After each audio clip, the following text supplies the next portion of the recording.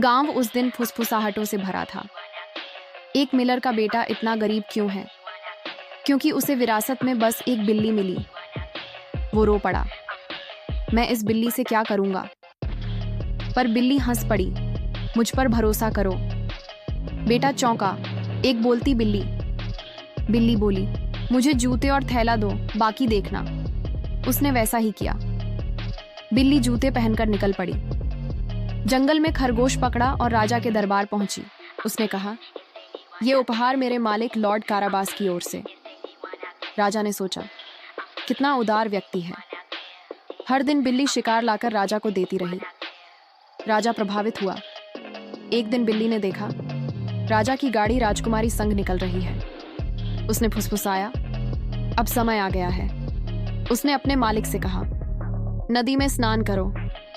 राजा की गाड़ी आई। बिल्ली चिल्लाई, मदद करो, लॉर्ड काराबास डूब रहे हैं।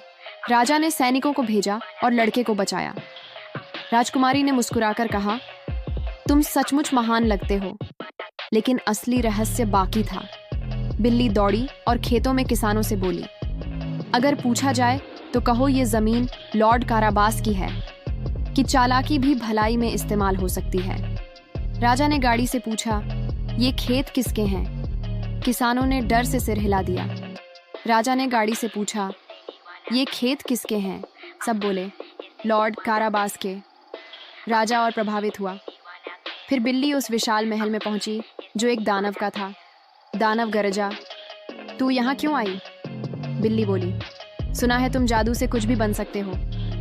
दानव हंसा, हाँ, शेर भी बन सकता हूँ। वो शेर बन गया। बिल्ली कांपी पर बोली, क्या तुम छोटे जीव में भी बदल सकते हो? दानव गर्व से बोला, बिल्कुल, चूहे में बदल सकता हूँ। जैसे ही वो चूहा बना, बिल्ली ने उसे पकड़ लिया। अब महल खाली था। राजा पहुंचा और देखा, ये भव्य महल भी लॉर्ड काराबास का है। राजा ने कहा, तुम सचमुच योग्य हो। राजकुमारी ने सिर झुकाया और मुस्कुराई। गरीब लड़का अब राजकुमार बन चुका था। वो बोला, ये सब मेरी बिल्ली की बदौलत है। बिल्ली हंस पड़ी, बुद्धि और साहस ही असली ताकत है। तो रहस्य क्या था कि चालाकी भी भलाई में इस्तेमाल हो सकती है? जादू कहाँ था? बिल्ली की समझ और साहस में। और नैतिक शिक्षा कि परिस्थितियां चाहे जैसी हों, दिमाग और विश्वास से किस्मत बदल सकती है।